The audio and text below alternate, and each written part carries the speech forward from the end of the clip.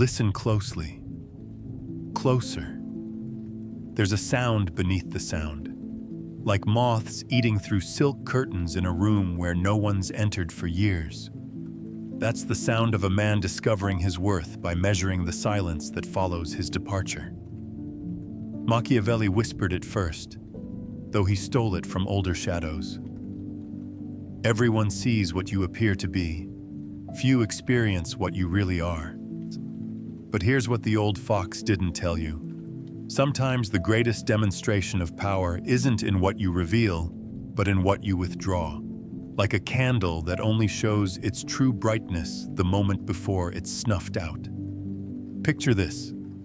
A man sits at a dinner party, surrounded by laughter that sounds like breaking glass.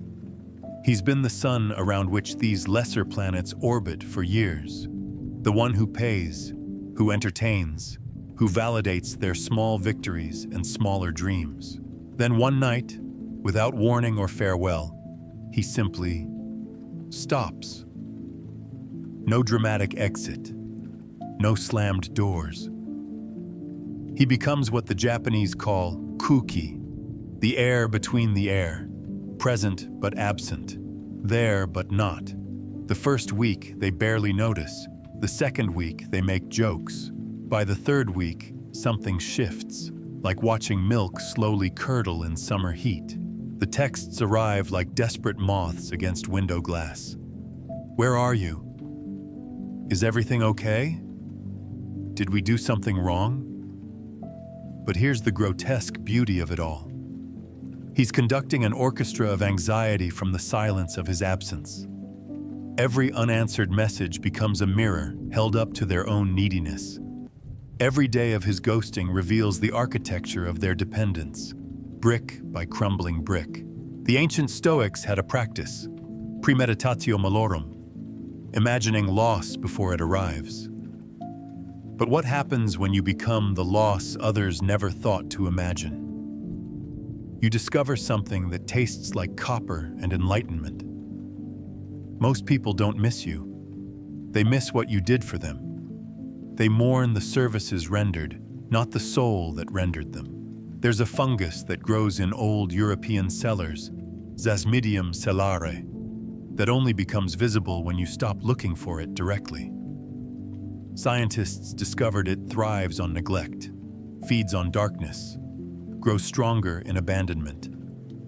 It's been there all along, waiting for the right conditions of absence to reveal itself. This is what you become when you master the Machiavellian disappearing act. Not gone, but transformed into something that exists. The peripheral vision of those who claimed to love you. I knew a man once, let's call him Marcus, though that wasn't his name, and he wasn't quite a man anymore, not in the way we usually mean it. Marcus had spent 17 years as the reliable one. The 3 a.m. phone call, the emergency loan, the shoulder for tears that always seemed to flow toward him like he was some sort of emotional gravity well.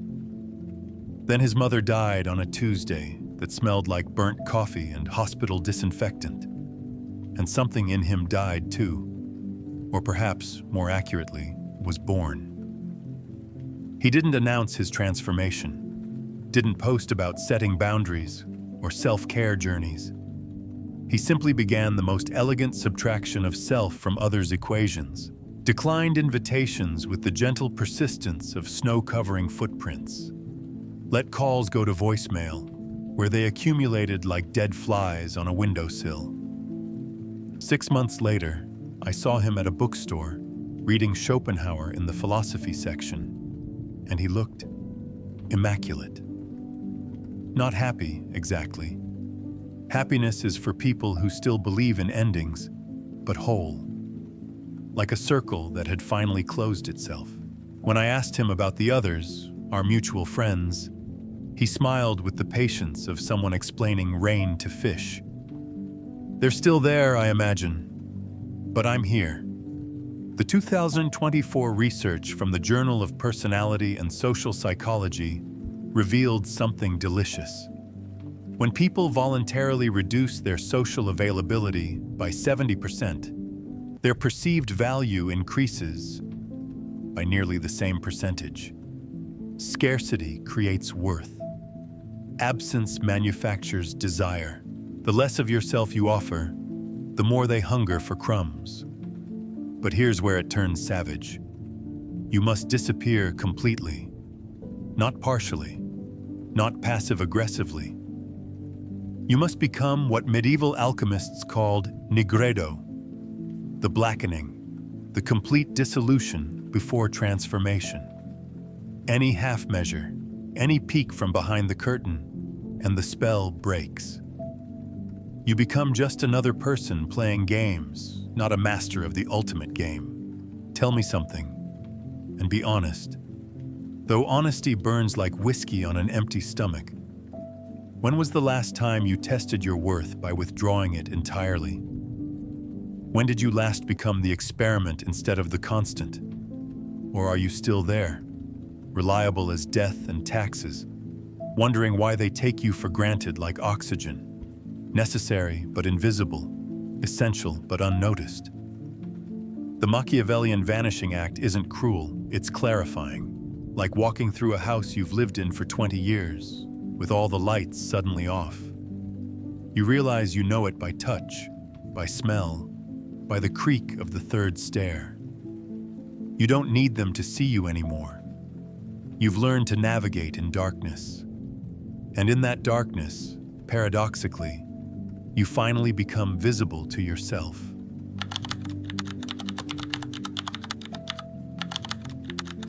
Why the heart grows fonder of what barely acknowledges its existence. There's a story they tell in Prague, though they tell it quietly, and only after the third glass of Bekarovka, about a clockmaker who built a heart that beat backwards. Every tick pulled time inside rather than pushing it forward. People came from across Europe to see this impossible thing, this mechanism that grew younger with age, that accumulated power by reversing its very nature. The clockmaker died alone, of course, but rich. They found him surrounded by love letters from people who'd spent their lives trying to synchronize with his backwards heart. This is what Machiavelli knew, but wrapped in political metaphor. Love, like power, is allergic to desperation. It flees from outstretched hands like smoke through fingers. The more you grasp, the less you hold. The universe has a perverse sense of humor. It gives most generously to those who've learned to shrug at its gifts. Picture the scene. A woman sits across from you at dinner, her eyes doing that desperate dance of seeking approval. She laughs too quickly at your mediocre jokes, touches your arm with calibrated frequency. She's performing availability like a one-woman show nobody asked to see. And you? You're already gone, aren't you? Checked out before the appetizers arrived. Because humans, those beautiful broken contradiction machines, are hardwired to want what retreats from them. Behavioral scientists in 2023 discovered something that would have made Freud choke on his cigar. The anterior cingulate cortex, that ancient bit of brain that processes social pain, lights up identically when we're rejected and when someone is simply indifferent to us. But here's the twist that makes it all deliciously dark. The same region becomes hyperactive when pursuing someone who demonstrates calculated disinterest. We literally become addicted to the chase of the unavailable. I once watched a man destroy a marriage without saying a word. Let's call him Dmitri, though he was too elegant for such a common name. He'd mastered something beyond indifference. He'd achieved what mystics call vairagya, the colorless color, the taste of water, the temperature of skin. When his wife spoke, he listened with the perfect attention of someone thinking about something else entirely. When she cried, he comforted her with the mechanical precision of someone following instructions written in a language they don't speak. But here's where it becomes exquisite torture. He wasn't cruel. Cruelty requires caring enough to hurt. He had simply learned to exist in the subjunctive mood, perpetually hypothetical, forever conditional. If he loved her, were he to care? Should feelings arise? He lived in the grammar of possibility without ever conjugating into the present tense. She spent 7 years trying to decode him, 7 years of interpretive dance around his silence. She learned 6 languages hoping one might be his native tongue, studied psychology, philosophy, even astrology, anything to map the territory of his indifference. The more he withheld, the more she offered, until she'd given everything to fill his nothing. The Sufis have a saying, "The beloved is one who ignores you beautifully." They understand what modern romance forgot. That desire is architecture, and architecture requires space between the pillars. Without distance, there's no journey. Without journey, there's no story. Without story, there's just 2 bodies occupying the same coordinates, mistaking proximity for intimacy. You want to know the secret that makes Stoics weep and psychopaths smile? Here it is, served raw as winter wind. The person who cares less controls everything, not because they're powerful, but because they've made themselves the mountain that others must climb. They've become the question others spend their lives trying to answer. But mastering calculated indifference isn't about being cold. Any fool can freeze. It's about achieving the perfect temperature of maybe. Warm enough to keep hope alive. Cool enough to prevent certainty. You must become what the Greeks called kairos, the opportune moment that never quite arrives, the promise that stays perpetually promising. Consider the midnight text that goes unread until noon. The compliment acknowledged with a nod. The declaration of love met with, "That's nice." And each response calibrated to give just enough to prevent departure, but never enough to allow arrival. You become the slot machine of affection, random reinforcement, unpredictable rewards. And we know what happens with slot machines, don't we? They create the strongest addictions. There's a parasite, Toxoplasma gondii, that rewires rodent brains to find cat urine attractive, ensuring the mouse walks willingly into the predator's jaws. The theater of calculated indifference works similarly. It rewires the pursuing heart to interpret absence as presence, silence as speech, indifference as the deepest form of attention. A philosopher once asked me, after enough wine to make truth inevitable, what's the difference between being mysterious and being empty? I told him the truth that nobody wants to hear. About 3 months, mystery is just emptiness with good timing. So here's my question for you, delivered with the tenderness of a paper cut. How many years of your life have you spent warming yourself at the cold fire of someone's disinterest? How many nights parsing the grammar of their silence, looking for hidden meanings in their absence of meaning? Or worse, have you been the one dispensing measured doses of maybe, watching others orbit your indifference like planets around a dead star? The theater of calculated indifference only works because we're all desperate for a story worth telling. And nothing makes a better story than the love we had to earn from someone who barely noticed us earning it.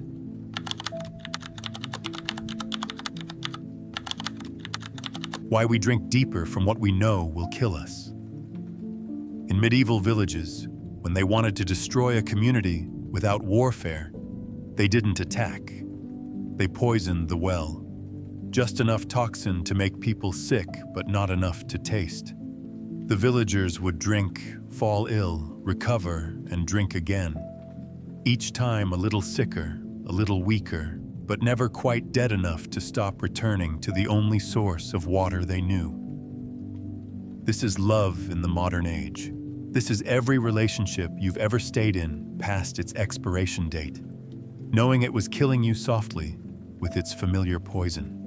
Kierkegaard wrote his most beautiful passages about Regina Olsen, the woman he left at the altar. He spent the rest of his life writing love letters to her ghost, crafting philosophies around her absence. The woman he could have had became the wound he wouldn't let heal. Because here's what the melancholy Dane understood. We don't fall in love with people. We fall in love with our own beautiful destruction. There's a phenomenon in chemistry called hormesis, where small doses of poison actually make organisms stronger. The body learns to fight what hurts it, develops antibodies to suffering. But increase the dose just slightly, and the same mechanism that built resistance becomes the pathway to annihilation. This is exactly how toxic love works. It starts as medicine and ends as addiction. I once knew a woman, brilliant neuroscientist, published researcher, could explain the mechanics of heartbreak down to the last neurotransmitter, who spent 5 years with a man who collected her tears like some men collect wine. Every Thursday, regular as clockwork, he would orchestrate a small cruelty. Nothing prosecutable, nothing you could point to in court. Just enough emotional violence to keep her stress hormones singing, her attachment system in perpetual emergency mode. She knew, God, how she knew, every psychological mechanism at play. She could draw you diagrams of her own trauma bonding, map the exact pathways of her intermittent reinforcement addiction. She'd written papers on it, given lectures, and still, every Thursday, she'd prepare herself for the wound like a medieval saint preparing for stigmata, because understanding the poison doesn't make it less sweet. The research from 2024 is delicious in its darkness. Relationships with high volatility, alternating between extreme highs and lows, create stronger neurological bonds than stable partnerships. The brain, that treacherous optimist, interprets intensity as importance, drama as depth, chaos as connection. We're literally wired to mistake dysfunction for passion. But here's where Machiavelli's ghost starts laughing. We don't just drink from poisoned wells, we defend them. We build monuments to them. We write poetry about how that particular poison tastes like home. Because admitting the well is poisoned means admitting we've been slowly dying by choice. And that's a mirror too honest for most hearts to hold. The Japanese have a word, tsundoku, for books you buy but never read, that pile up around you like good intentions. But there should be another word for lovers you keep but never leave, who pile up inside you like unlearned lessons, each one teaching the same curriculum. This is what happens when you love the knife more than you fear the wound. Let me paint you a scene that happens in 1,000,000 bedrooms every night. She lies next to him, counting his breaths, calculating the exact distance between their bodies. 17 inches, the width of an ocean. She knows tomorrow will bring another small betrayal, another micro-abandonment, another grain of sand in the wound. But tonight, in this poisoned peace, she feels more alive than she ever does in safety. Because suffering you can predict feels safer than happiness you can't control. Schopenhauer, that prophet of pessimism, said we're all just pendulums swinging between pain and boredom. But he missed the third position, the sweet spot where pain becomes entertainment, where suffering transforms into purpose. The poisoned well doesn't just hurt us, it gives us something to do, a problem to solve, a dysfunction to manage. It makes us feel necessary in our own tragedy. There's a fungus in the Amazon, Ophiocordyceps unilateralis, that infects ants' brains, controls their behavior, makes them climb to the exact height optimal for fungal growth, then kills them. The ant spends its last days serving its own destroyer, building a monument to what's killing it. Tell me that doesn't sound like every relationship you've ever watched from the outside, wondering why they can't see what you see. But we all have our poisoned wells, don't we? That ex whose number we keep just in case. That situation we return to knowing exactly how it ends. That pattern we recognize but refuse to break, because breaking it would mean admitting we've been complicit in our own diminishment. Here's the question that should keep you awake at 3 a.m. when the world is honest and your defenses are sleeping. What poison have you been naming medicine? What destruction have you been calling love? And the harder question, the one that tastes like battery acid and truth. If someone offered you pure water right now, clean and clear and safe, would you even recognize it? Or would you send it back, complaining it has no flavor? The paradox of the poisoned well is this: we don't drink because we're thirsty. We drink because we've forgotten what it feels like not to be dying.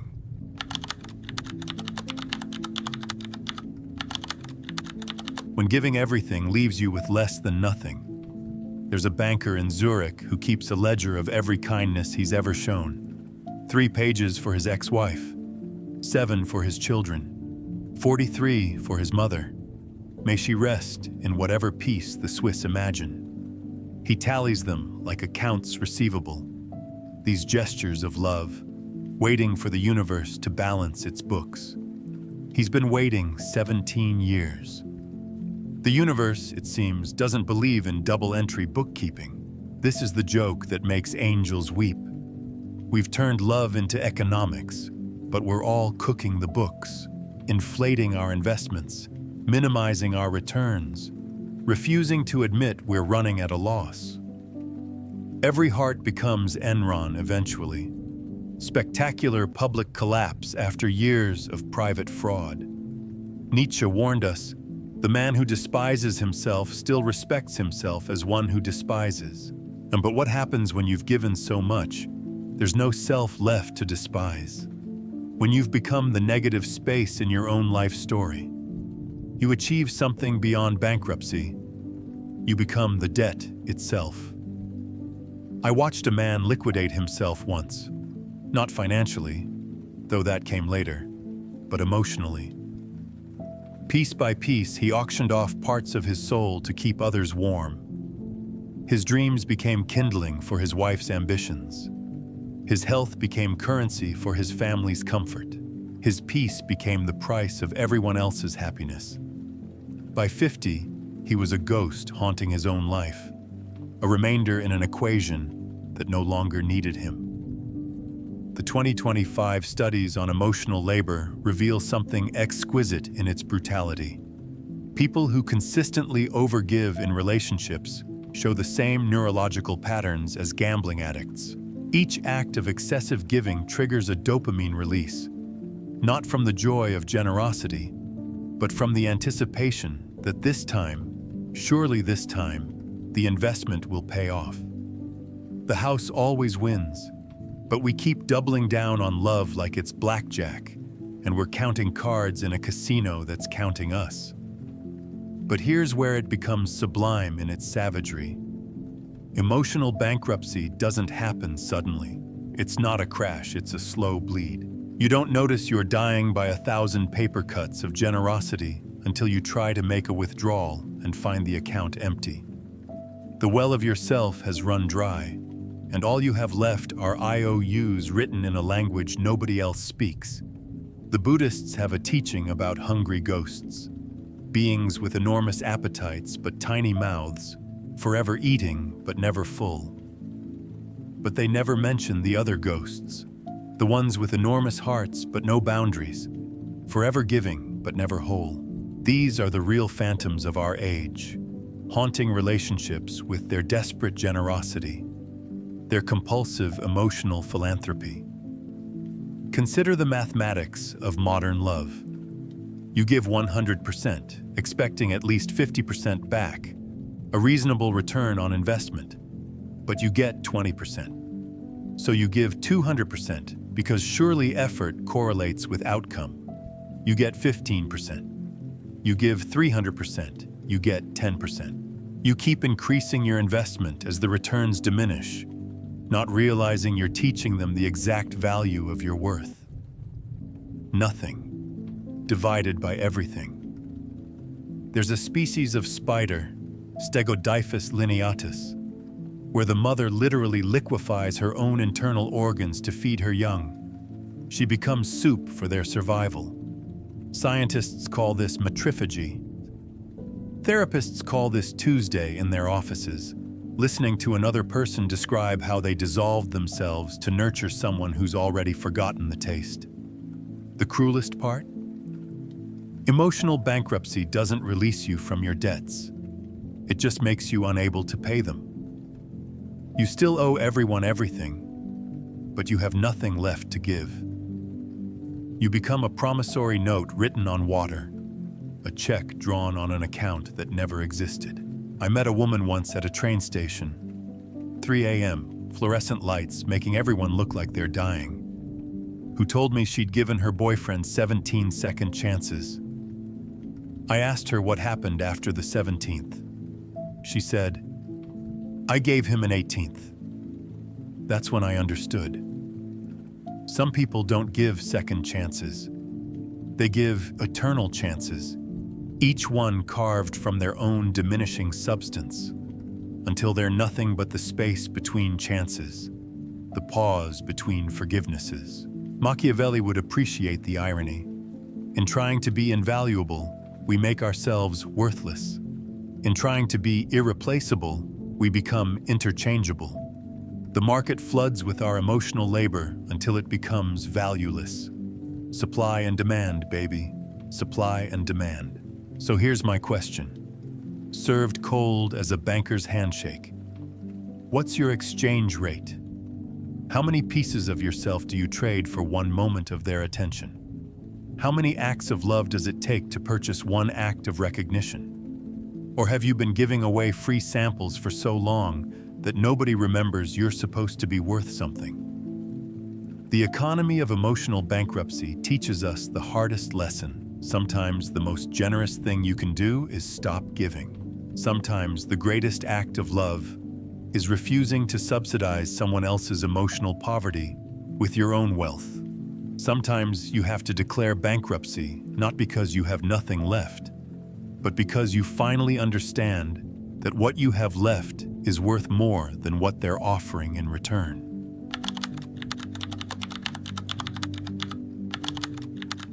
How controlled demolition becomes the architecture of freedom. The Romans had a practice, damnatio memoriae, erasing someone from history entirely. Every statue destroyed, every inscription chiseled away, every mention burned. But here's what the Senate never understood. Sometimes the greatest power isn't in being remembered. It's in choosing your own erasure, in becoming the architect of your own ruins. There's a man in Istanbul who burns one possession every month. Started 7 years ago with love letters, then photographs, then furniture. Now he's down to essentials, living in an apartment that echoes with strategic emptiness. Visitors find it unsettling. All that space, all that nothing. But he smiles like someone who's solved a riddle others don't know exists. "I'm practicing," he says. "For what?" they ask. "For freedom," he answers, lighting another match. This is Machiavelli's final teaching, the one he coded in metaphor because it was too dangerous to speak plainly. Sometimes you have to burn down your own kingdom to discover you never needed a throne. Sometimes the only way to win is to make yourself impossible to defeat by making yourself impossible to find. The mystics called it phauna, annihilation of the ego. The psychologists call it radical acceptance. But I call it what it really is, the ecstasy of giving up, the dark joy of admitting defeat so completely that defeat becomes victory. You can't lose what you've already destroyed. You can't be abandoned by what you've already left. Watch closely when a building is demolished professionally. It doesn't fall randomly. It falls exactly where the architects of destruction planned. Every beam calculated, every support removed in sequence. The building participates in its own ending, collapsing with the grace of something that knows its time has come. This is what strategic ruin looks like in a human life. Not chaos, but choreography.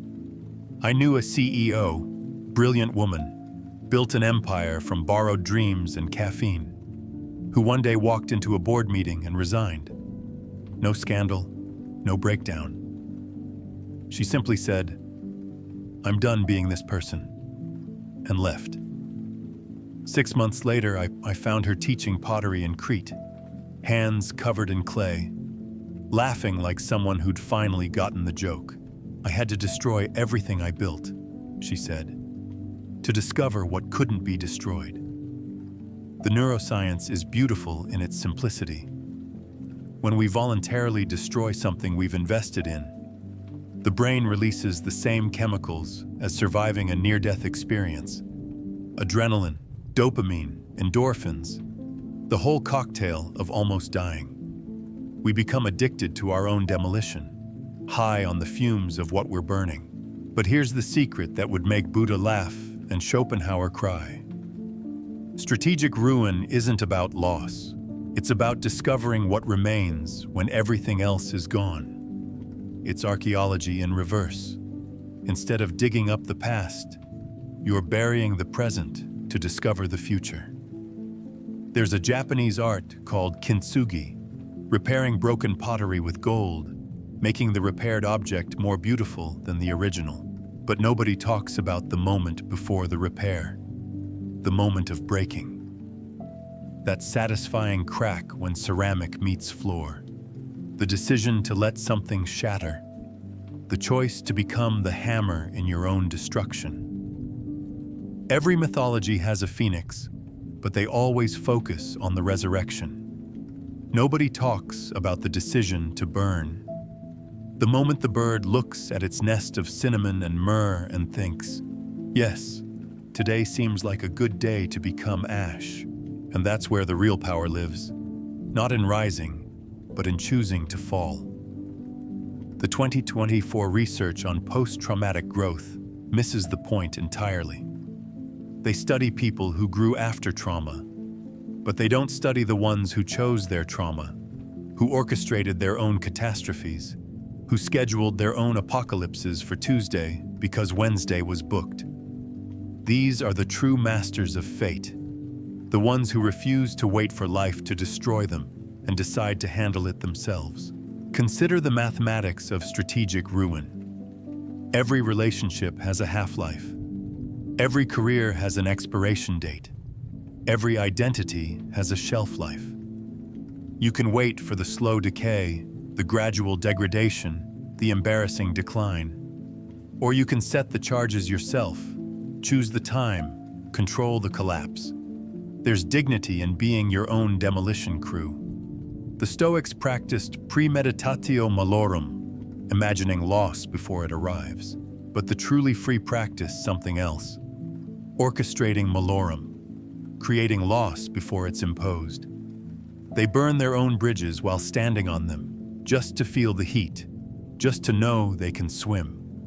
Here's the final paradox, the last joke in Machiavelli's cosmic comedy. The only way to keep something forever is to be willing to lose it completely. The only way to be truly powerful is to need nothing. The only way to be genuinely free is to have nothing left to protect. So here's my final question. My parting gift wrapped in broken glass and possibility. What would you destroy if you knew that destruction was just another word for beginning? What would you burn if you understood that ashes make the best foundation? What part of yourself would you demolish if you realized that ruins are just architecture waiting to be reimagined? The liberation in strategic ruin isn't about becoming nothing. It's about discovering that nothing is just everything with the lights off. It's about learning that sometimes the most powerful thing you can do is disappear completely, leaving only an echo of laughter and the smell of smoke. becoming the ghost story others tell themselves to explain why they're still afraid of freedom. The ultimate test of power isn't in what you can build, it's in what you can afford to destroy. And the ultimate freedom? That comes when you realize you are both the building and the wrecking ball, the architect and the earthquake, the phoenix and the flame. You've been waiting for permission to burn it all down. Consider this your match.